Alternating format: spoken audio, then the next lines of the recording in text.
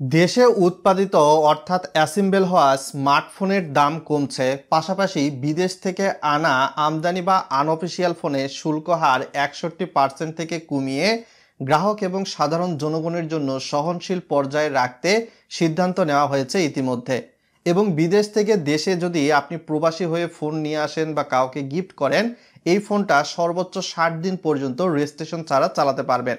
৬০ দিনের পর থেকেই ফোনে বাংলাদেশে তো থাকে গ্রামীণ, রবি, এয়ারটেল, বাংলালিংক, টেলিটক কোনোটারই কিন্তু নেটওয়ার্ক পাবে না, কেননা ১৬ তারিখ থেকেই কিন্তু এনইআইআর সিস্টেম বিটিআরসি চালু করতেছে।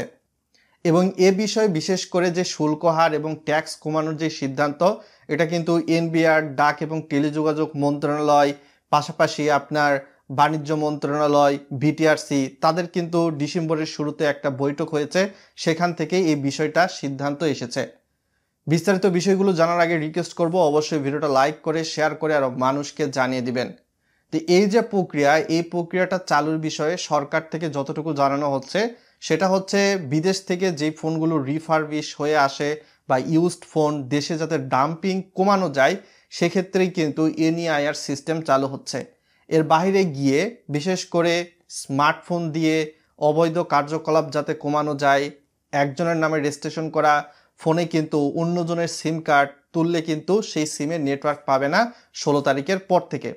তো বিদেশ থেকে সাধারণত ফোন আনার বিষয়ে কিন্তু এই আলোচনায় সবাই একটা সিদ্ধান্ত নেওয়া হয়েছে। যে সকল প্রবাসীর বহির্গমন ছাড়পত্র বা বিএমইটির কার্ড রয়েছে তাদের ক্ষেত্রে একরকম, যাদের বিএমইটির বহির্গমন ছাড়পত্র নেই তাদের ক্ষেত্রে আর এক রকম। কিন্তু আমার কথাটা হলো, একজন প্রবাসী বিদেশে ফোন কিনেছে, ওই ফোনের তো কোনো ধরনের ইনভয়েস বা কেনার তো কোনো রসিদ তার কাছে থাকবে না। হয়তো বা ১ বছর ২ বছর আগে কিনেছে, দেশে এসে সেটা ইউজ করতেছে। তো ওই ফোনও যদি ৬০ দিন পরে রেজিস্ট্রেশন করতে হয়, তাহলে একজন প্রবাসী যাবে কোথায়? আমার প্রশ্নটা হচ্ছে এখানেই। এনইআইআর সিস্টেমের নামে সাধারণ বাংলাদেশি নাগরিকদের হয়রানি যাতে না করা হয়। আর বিদেশ থেকে সাধারণত বিএমইটির বহির্গমন ছাড়পত্র রয়েছে এমন প্রবাসীরা নর্মালি ইউজের ক্ষেত্রে ইউজ করে একটা স্মার্টফোন এবং এর বাইরে গিয়ে ২টা নতুন স্মার্টফোন নিয়ে আসতে পারবে। চতুর্থ স্মার্টফোন আনার ক্ষেত্রে কিন্তু ট্যাক্স প্রযোজ্য হবে, যে স্ল্যাব থাকবে আমদানি শুল্কের উপর ভিত্তি করে। তবে বর্তমান সময়ে একজন মানুষ কিন্তু ২টা ফোন মিনিমাম ইউজ করে, সেক্ষেত্রে ৪টা পর্যন্ত একটা স্মার্টফোনে ট্যাক্স ছাড়া উচিত ছিল বলে আমি মনে করি। ৪টার উপরে গেলে ৫ নাম্বার থেকে ট্যাক্স আরোপ হলেও হতে পারত।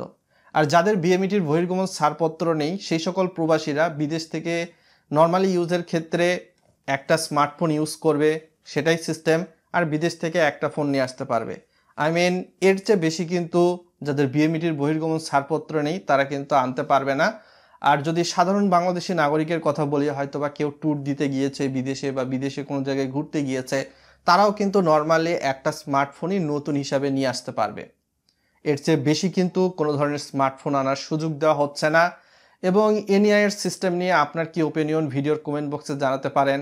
সময় বলে দিবে আসলে এনইআইআর সিস্টেম সাধারণ বাংলাদেশি নাগরিকদের জন্য ভালো হলো নাকি শুভঙ্করের ফাঁকি হলো, সেটা কিন্তু সরকার জানায় নাই কত পার্সেন্ট শুল্ক আর হবে। তো সামনে আপডেট আসবে, তখন আরো বিস্তারিত বিষয় জানা যাবে। ৬০ দিনের পর থেকে আপনার ফোনে গ্রামীণ, রবি, এয়ারটেল, বাংলালিংক, টেলিটক সিমে বাংলাদেশের নেটওয়ার্ক আনতে চাইলে অবশ্যই এনইআইআর btrc.gov.bd পোর্টালে গিয়ে অবশ্যই মোবাইল ক্রয়ের যেই ইনভয়েস বা দোকান থেকে যে রসিদটা দিয়েছে এবং যিনি প্রবাসী তার ইমিগ্রেশনের পৃষ্ঠার সিলের কপি প্লাস তার ব্যক্তিগত তথ্যের যে পৃষ্ঠা রয়েছে সেই পৃষ্ঠার স্ক্যানকৃত কপি বা ছবি তুলে কিন্তু এনইআইআর btrc.gov.bd এই পোর্টালে সাবমিট করতে হবে একটা স্মার্ট রেজিস্ট্রেশন প্রক্রিয়ার মাধ্যমে।